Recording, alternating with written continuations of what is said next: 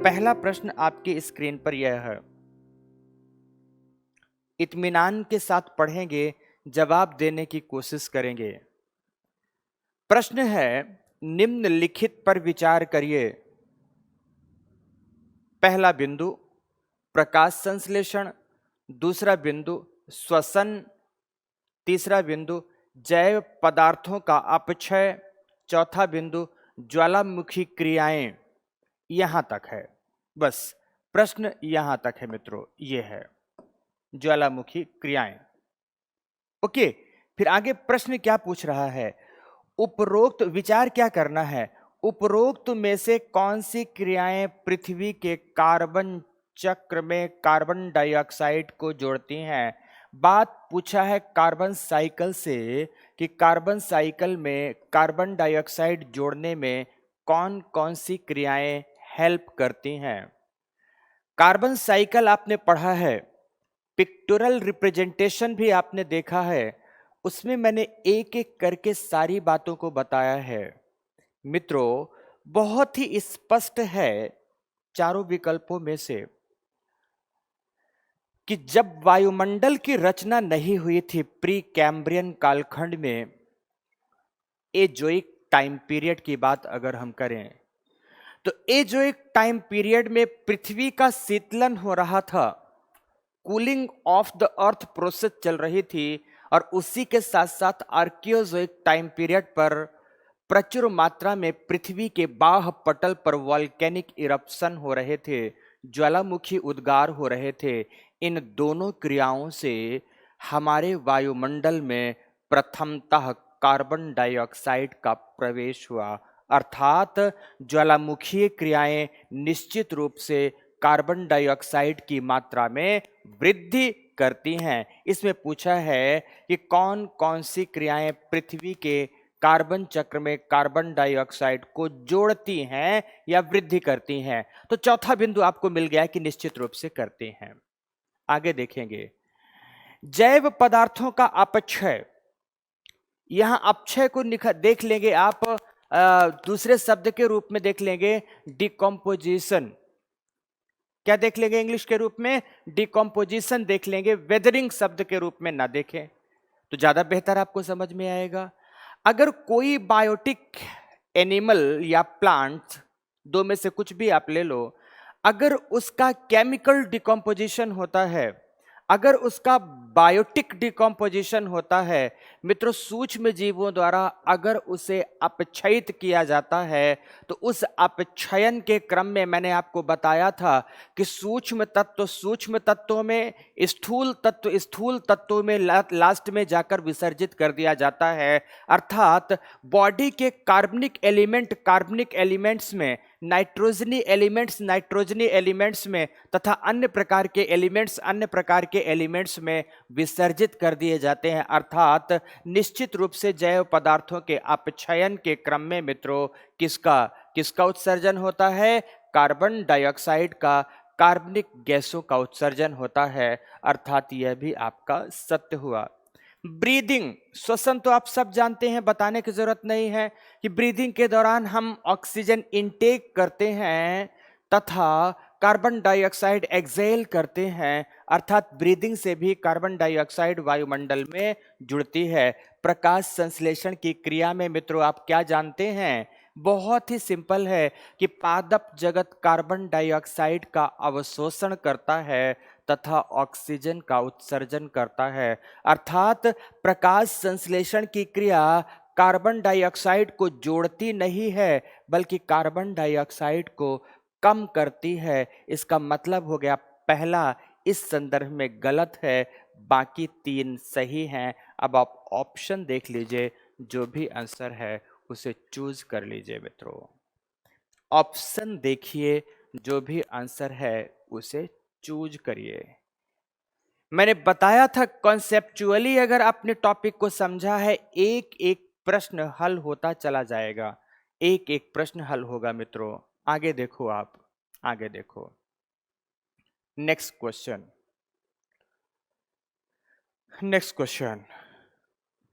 यह आपको और बता दूं मित्रों कि जब भी आप यूपीएससी के क्वेश्चंस देखेंगे यूपीएससी के क्वेश्चंस को एक स्थान से जोड़ता हुआ नहीं दिखाया गया होगा, उसे कई स्थानों से जोड़कर पूछा गया होगा। लेकिन फिर से मैं कहता हूं कि अगर आपने कॉन्सेप्ट्स को ठीक से समझा है, एक भी ऐसा प्रश्न नहीं होगा जिसे आप ठीक से हल नहीं कर पाओ। आपके सामने प्रस्तुत है नेक्स्ट क्वेश्चन, पढ़िए जल्दी से मेरे साथ साथ। 2004 की सुनामी ने लोगों को यह महसूस करा दिया कि मैंग्रोव, गरान को क्या कह रहे हैं, मैंग्रोव, तटीय आपदा के विरुद्ध विश्वसनीय सुरक्षा बाड़े का कार्य कर सकते हैं। कोस्टल डिजास्टर के संदर्भ में किसका काम कर सकते हैं, बाड़े का काम कर सकते हैं। गरान सुरक्षा मतलब मैंग्रोव सुरक्षा बाड़े के रूप में किस प्रकार कार्य करते हैं, अर्थात मैंग्रोव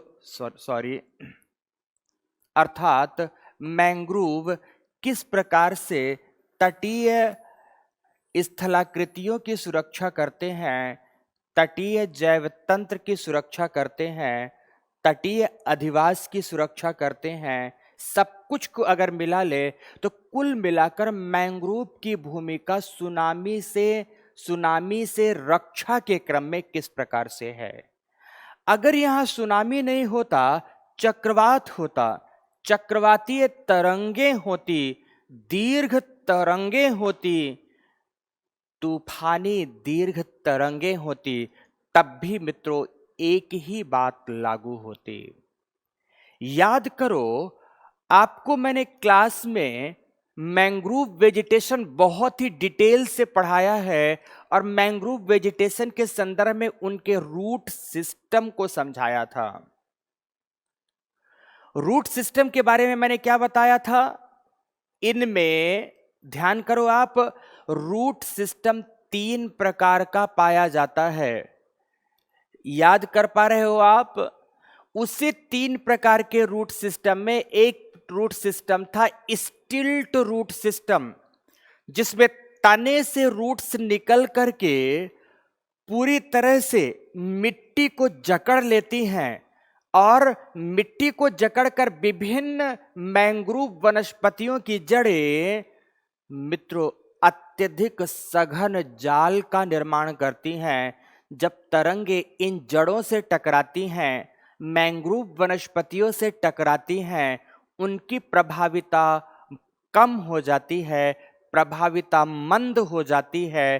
प्रभाविता मंद होने के कारण तटीय पारितंत्र, तटीय स्थलाकृतियां सुरक्षित हो जाती हैं। इसीलिए कहा जाता है कि तटीय आपदा का प्रबंधन करने में सबसे महत्वपूर्ण भूमिका मैंग्रोव वनस्पतियों की हो सकती है। मैंग्रोव वनस्पतियां सागरीय तरंगों की विभीषिका के प्रभाव को मॉडरेट कर देती हैं। अब देखते हैं यहाँ पर किस प्रकार से सुरक्षा बाड़े का कार्य करते हैं। आपको ऑप्शन पढ़ना है, जवाब देना है। एक, पहला, मैंग्रोव वेजिटेशन गरान अनूप होने से समुद्र और मानव बस्तियों के बीच एक ऐसा बड़ा क्षेत्र खड़ा हो जाता है जहां लोग ना रहते हैं ना जाते हैं। ऐसा नहीं है, ऐसा कुछ नहीं है। यहां मैंग्रोव वेजिटेशन क्षेत्र में भी लोगों का वास क्षेत्र है। यहां पर निवास करने वाले, जीविकोपार्जन करने वाली कुछ विभिन्न मानव जातियां यहां निवास करती हैं, इसलिए इसका जवाब ये तो नहीं हो सकता एटलीस्ट। तो दूसरा, मैंग्रोव वेजिटेशन भोजन और औषधि दोनों प्रदान करते हैं, बिल्कुल प्रदान करते हैं, आपने पढ़ा भी है। जिनकी प्राकृतिक आपदा के बाद लोगों को जरूरत पड़ती है, ये बात सत्य है। लेकिन मित्रों ये गलत नहीं है ऑप्शन। लेकिन आगे देखते हैं क्या इससे ज्यादा कोई परफेक्ट है। देखो यहां पर सुरक्षा बाड़े की दृष्टिकोण से अगर देखा जाए तो ये सुरक्षा की बात नहीं करता। जब आप आपदा एवं आपदा प्रबंधन की बात करेंगे तो ये सुरक्षात्मक उपाय नहीं है, समझ रहे हैं कि नहीं, आफ्टर माथ की दशा है। दुर्घटना घटित हो गई, दुर्घटना घटित होने के बाद लोगों की आवश्यकताओं की आपूर्ति को प्रतिबिंबित करता है यह। तो इसका मतलब इस प्रश्न का जवाब तो ये नहीं हो सकता सत्य होने के बावजूद। प्रश्न हल करते समय एक बात और समझेंगे मित्रों, एक बात जरूर समझेंगे कि ऐसा कई बार देखने में मिलेगा कि जवाब सही है लेकिन उस प्रश्न के अनुरूप नहीं है। उसी तरह से इस आप जवाब को देख सकते हो कि यह जवाब गलत नहीं है लेकिन पूछे गए प्रश्न की मांग को पूरा नहीं करता, इसलिए इसे परफेक्ट आंसर्स के रूप में नहीं रखा जाएगा। आगे बढ़ते हैं मित्रों। थर्ड पॉइंट, गरान के वृक्ष अर्थात मैंग्रोव ट्रीज घने वितान बिल्कुल घने होते हैं। चित्र याद कर पा रहे हो पीछे मैंग्रोव वेजिटेशन का? जाकर आज ही रिवीजन करेंगे अगर रिवीजन नहीं किया है तो। बिल्कुल सही है एकदम। जो इनका कैनेपी है बहुत ही सघन होता है। वृक्ष लंबे हैं। लंबे का आशय है तरंगों के संदर्भ में जो चक्रवात और सुनामी के समय उत्तम सुरक्षा प्रदान करते हैं। ये भी आंसर सही है, ये भी आंसर सही है, बट परफेक्ट कौन सा है इसे अभी और आपको खोजना है। बिल्कुल सही है, घने वितान प्राप्त होते हैं। लंबे, सर्वाधिक लंबे यहां पर नहीं लिखा है पर लंबे वृक्ष हैं। हालांकि ज्यादातर यहां पर झाड़ियां, मैंने आपको बताया था कि मैंग्रोव वनस्पतियां श्रब्स, हर्ब्स, ट्री इन सब का संयुग्मित रूप है। तो आगे चौथा ऑप्शन दिया है कि मैंग्रोव के वृक्ष अपनी सघन जड़ों के कारण, वो जो मैंने बातें बताई यहां पर आ गई, सघन जड़ों के कारण तूफान और ज्वार भाटे से नहीं उखड़ते। बिल्कुल सही है। ये मित्रों बिल्कुल नहीं उखड़ते हैं, ये अपनी जड़ें जमाए रखते हैं। ज्वारीय तरंगे, तूफानी तरंगे इनसे टकराती हैं और टकराकर मॉडरेट हो जाती हैं, टकराकर मॉडरेट हो जाती हैं। तो मित्रों इसके ये तीन के तीन जवाब गलत नहीं हैं, तीन जवाब सही हैं, लेकिन इनमें से परफेक्ट जवाब आपका चौथा होगा, अर्थात डी इसका आंसर परफेक्ट है। इन सब में से आपको डी को चूज करना है। कुछ लोग या कुछ पुस्तकें सी को भी चूज कर सकती हैं, लेकिन नहीं, यहां पर जो दे दिया है कि लंबे वृक्ष होते हैं, सघन वितान होते हैं।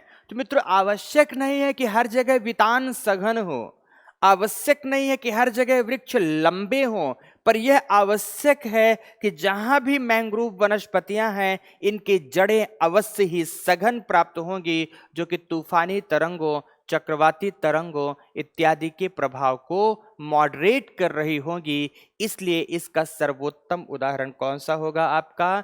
नेक्स्ट होगा, दिस वन, डी पॉइंट होगा। ओके मित्रों, अब हम आगे प्रश्न की ओर बढ़ते हैं।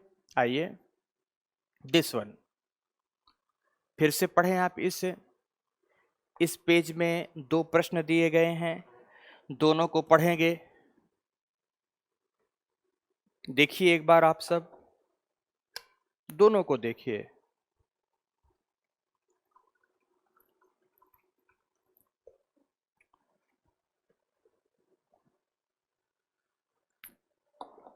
देख लिया? पहला प्रश्न, निम्नलिखित में से किस राज्य का समुद्री तट दक्षिण अमेरिका के विशाल ओलिव रिडले कछुओं के निलय स्थल, नेक्स्टिंग ग्राउंड, याद कर पा रहे हो? मैंने आपको पढ़ाया नेक्स्टिंग ग्राउंड के बारे में, के रूप में प्रसिद्ध हुआ है। लास्ट टू लास्ट क्लासेस के संदर्भ में भी मैंने बार बार आपको बताया है, याद करो मैंने क्या कहा था। जब इकोटोन समझा रहा था तब भी मैंने ये कहा था कि जीवों का वास क्षेत्र कुछ अलग होता है, पोषी क्षेत्र कुछ अलग होता है, प्रजनन क्षेत्र कुछ अलग होता है, कर्मता क्षेत्र कुछ अलग होता है। जो जिसका जिस उद्देश्य से क्षेत्र है, जिसे लेकर वह अनुकूलित है, वह उसका अपना मित्रों क्या कहलाएगा? इकोलॉजिकल निच कहलाएगा। सॉरी, इकोटोन नहीं, इकोलॉजिकल निच कहलाएगा। इकोलॉजिकल निच के संदर्भ में ही हमने उदाहरण दिया था कि दूर हिंद महासागर से तथा दूर अटलांटिक महासागर से ओलिव रिडले प्रजाति का कछुआ हजारों की संख्या में प्रतिवर्ष सितंबर के आसपास सागरीय मार्ग से होता हुआ कहां आता है? मैंने नाम लिया था गहीर माथा एवं भितरकनिका का नाम लिया था। तो गहीर माथा के तट पर आता है, ओडिशा राज्य में है। नदियों का नाम भी मैंने लिया था, ब्राह्मणी एवं बैतरणी के मुहाने पर अवस्थित है, जहां पर मित्रों व्हीलर आइलैंड है। यह डेल्टा क्षेत्र महानदी डेल्टा का विस्तार पटल है। यहां पर ही इन्होंने अपना ब्रीडिंग ग्राउंड, नेस्टिंग ग्राउंड बनाया हुआ है। इसलिए इस प्रश्न में राज्य का संबंध है ओडिशा से। अब यही उड़ीसा ओडिशा हो गया है, इससे संबंध है। नेक्स्ट मित्रों, नेक्स्ट क्वेश्चन है, भारत के निम्नलिखित प्राणियों पर विचार करें। हालांकि आपने अभी ये टॉपिक नहीं पढ़ा, प्रश्न पढ़ लो, जवाब आगे आएगा। IUCN किस प्रकार से, किस आधार पर जैव जातियों को endangered, critically endangered, near to extinct, extinct, threatened आदि श्रेणियों में शामिल करता है? यह टॉपिक मित्रों नहीं हुआ है। प्रश्न बैंक में इस टॉपिक को शामिल कर लिया गया है, जिसका समाधान आगे हम लोग करेंगे बायोडायवर्सिटी के अंतर्गत। बायोडायवर्सिटी कंजर्वेशन के अंतर्गत IUCN ने कितनी सूचियां प्रदान की हैं, जब इससे पढ़ेंगे उसके बाद इसका समाधान आएगा मित्रों।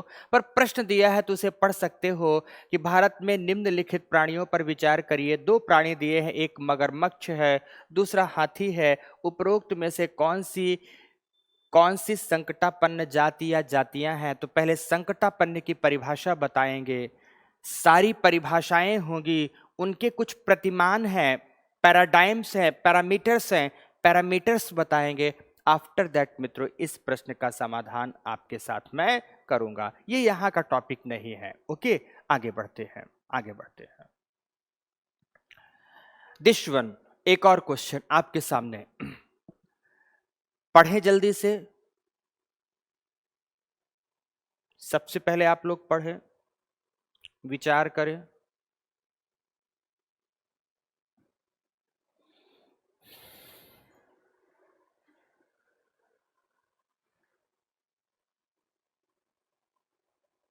विचार करें इस प्रश्न पर।